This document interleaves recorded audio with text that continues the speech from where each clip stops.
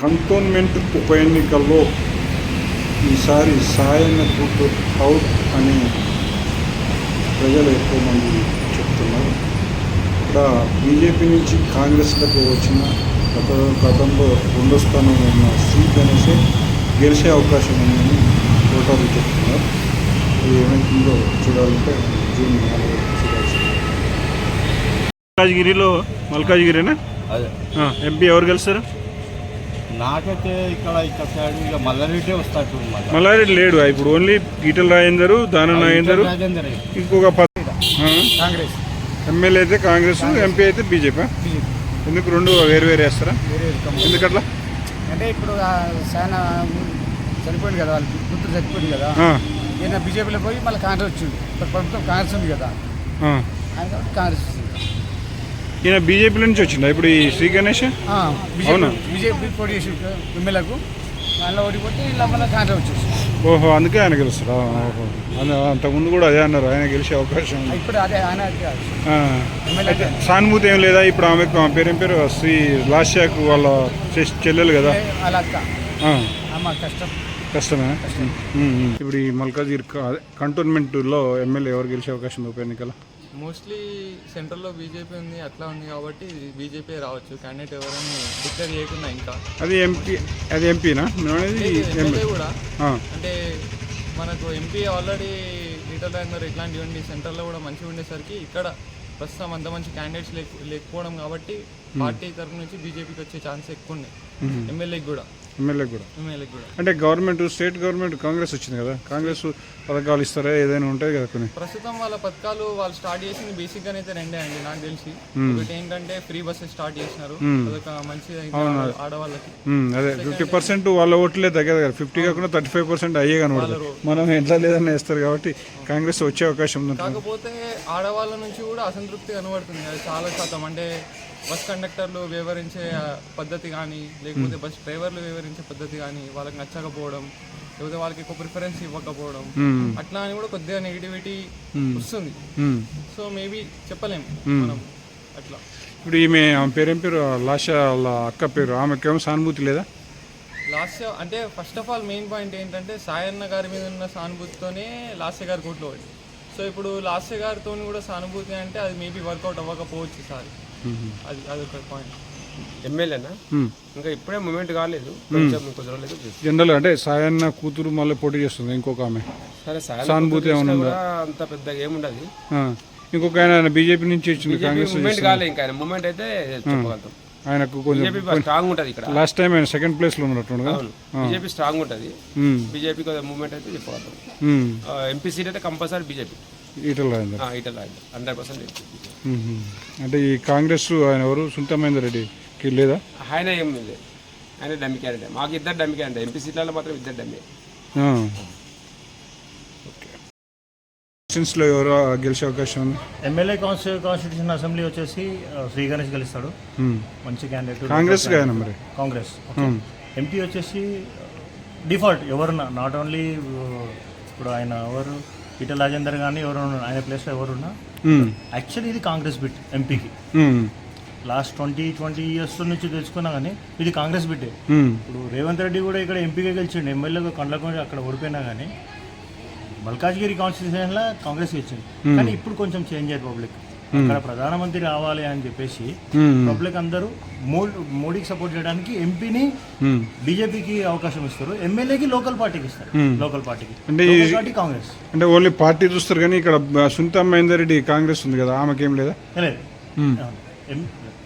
ఎమ్మెల్యేగా కొడతారు కానీ ఎంపీగా లేదు. ఎందుకంటే ఎంపీ అంటే పబ్లిక్ కాన్సన్ట్రేషన్ అంతా మోడీ మీద పోతుంది. అది వీళ్ళకు లూప్ అవకాశం ఉంది. ఎక్కువ ప్లస్ పాయింట్ శ్రీ గణేష్కి ఉంటుంది.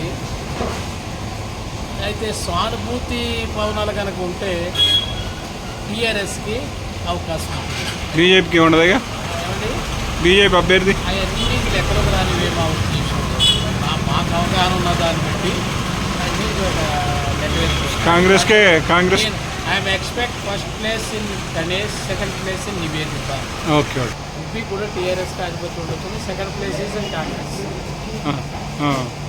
నాకు expectation, I'm not a favourable పెద్ద ఇది కాదు, కానీ కానీ ఇక్కడ మొన్న పరిస్థితి మెజార్టీ ఆలోచన చూస్తే టీఆర్ఎస్కి ఒకవేళ కొంత తగ్గిన టీఆర్ఎస్కి అవకాశం ఉండవచ్చు. పోయినసారి ఎంపీ కాంగ్రెస్ గెలిచింది, ఈసారి ఎంపీ అంటే మరి ఒక వేవ్ మీద వచ్చింది అది అనుకుంటున్నాను నేనండి. ఈ టైం ఏంటంటే మొన్న రీసెంట్లీ 3-4 months బ్యాక్ ఎలక్షన్ జరిగింది కనుక వాటర్ అంతా సడన్లీ రికవర్ అవుతాడని నేను అనుకోను. కనుక ఎంపీకి టీఆర్ఎస్కి అంటే కాంగ్రెస్ మననే వచ్చింది కదా, కాంగ్రెస్ మననే వచ్చింది కదా, కాంగ్రెస్ మననే వచ్చింది. రెండులో 7 కాన్స్టిట్యూన్స్ కూడా ఈ విన్నింగ్ ఛాన్స్ విన్ అయింది టీఆర్ఎస్. మల్కాజ్గిరి ఎంపీ ఎలక్షన్లో కూడా, ఎమ్మెల్యే ఎలక్షన్లో కూడా టీఆర్ఎస్ గెలిచే అవకాశాలు ఎక్కువ. శ్రీ గణేష్ గెలుస్తారంటారు చాలామంది. కాంగ్రెస్ శ్రీ గణేష్ ఆయనకి ఎక్కువ మెజారిటీ వచ్చే అవకాశం ఉంది. ఆయన గెలుస్తారు సార్, ఆయన గెలుస్తారు. ఎందుకంటే మీరు మెయిన్ డాన్ శ్రీ గణేష్ గారు వచ్చేసారు. శ్రీ గణేష్ మదనపల్లి సపోర్ట్ ఉంది.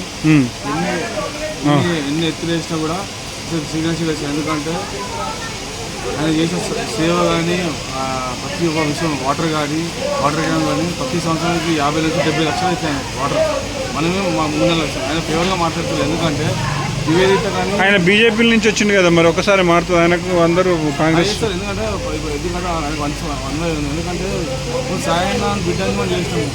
దాంతో సాయన్న బిడ్డ చాలా డోర్ చేయకుండా ప్రజలు వస్తే సీనియర్లు అందరికీ ఎగ్జాంపుల్ సీనియర్ చూడండి. ఈరోజు టీఆర్ఎస్ బాధ పుట్టినప్పటి నుంచి జెండా కట్టుకుంది.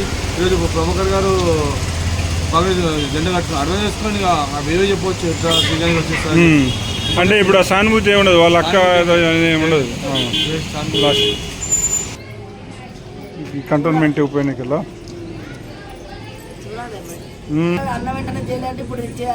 అంటే మొన్నే కదా 3 నెలలు అయింది వచ్చి. 3 నెలలు అయింది. అది 6 నెలలు ఈ నెల ఇస్తారో అంటాను, మరి చూడాలి. ఇస్తూనే ఉన్నారు కొన్ని ఏరియాలో, కొన్ని ఏరియాలు ఇస్తాను, మనకేమో రాలేదు. మరి చూడాలి. కాంగ్రెస్ ఈయన కూడా గెలితే కొంచెం గెలితే ఎట్లా చేస్తారో చూడొచ్చు. విద్యుత్ బిల్లు కూడా 0 ఇస్తున్నట్టుగా కాంగ్రెస్ గెలిచే అవకాశం ఉంది. మీకు ఇల్లు లేదు కాబట్టి మరి ఆ ఇల్లు ఇందిరా ఇల్లుకి అప్లై చేసుకురా. మాకు ఎవరు చెప్పనే లేదు. అప్పుడు అందరికి ఇచ్చిర్రు, అందరికి పేపర్ ఇచ్చిర్రు, ఆ మధ్య ఇచ్చిరా అప్లై చేసినాం. చేసిరా? చేస్తే వస్తుంది. చెప్పండి అమ్మా, మీరు చెప్పండి ఎవరు గెలిచే అవకాశం ఉంది? ఎవరు గెలిచేదంటే చూడాలి. అంటే ఇప్పుడు కాంగ్రెస్ నుంచేమో శ్రీ గణేష్ కాబట్టి ఇంకా అదే వస్తుందని అందరికీ అదే నమ్మకం. ఇంకా అంతే. ఇప్పుడు బస్సు ఉచితంగా ఇస్తుంది, అదొకటి ఇట్లా ఉందా? ఇక ఫ్రీ ఇస్తున్నా అన్ని ఇస్తున్నాడు కాబట్టి కంపల్సరీ అదే వస్తుందని అందరికీ అదే నమ్మకం. ఇక మీ పేరమ్మా? ఎంపీకి ఇక అంతే కాంగ్రెసే ఉంది కదా ఇప్పుడు. అధికారంలో పార్టీ ఉంది కాబట్టి ఇక దానికే ప్రిఫరెన్స్ ఎక్కువ ఇస్తారు అన్న ఇదే ఉంటుంది. ఎవరైనా అంతే కదా. అంటే కొంతమంది ఎంపీకి బీజేపీ అంటారు, కాంగ్రెస్ అంటారు, కానీ ప్రిఫరెన్స్ అయితే దానికే ఉంటుంది. ఎందుకంటే ఇప్పుడు అమలు చేసిన వాటిలలో కొన్ని అయితే ఇస్తున్నాడు కాబట్టి ఇంక ఇస్తాడని నమ్మకమే ఉంటుంది, కానీ ఇవ్వడనే ఉండదు కదా. వాళ్ళ తరపున వాళ్ళ అక్క బీజేపీ టీఆర్ఎస్ సెంటర్లో ఉంది అంటే అదే వస్తున్నవచ్చు. సెంటర్లో అయితే ఇప్పుడు అదే ఉన్నది కదా, ముందుకైతే కాంగ్రెస్. సెంటర్లో బీజేపీ ఉందిగా. ఇప్పుడు ఆ సాయన్న బిడ్డ చచ్చిపోయింది కదా, ఇంకొక ఆమె పోటీ చేస్తుంది కదా, ఆమె గెలుస్తుందా శ్రీ గణేష్ గెలుస్తా?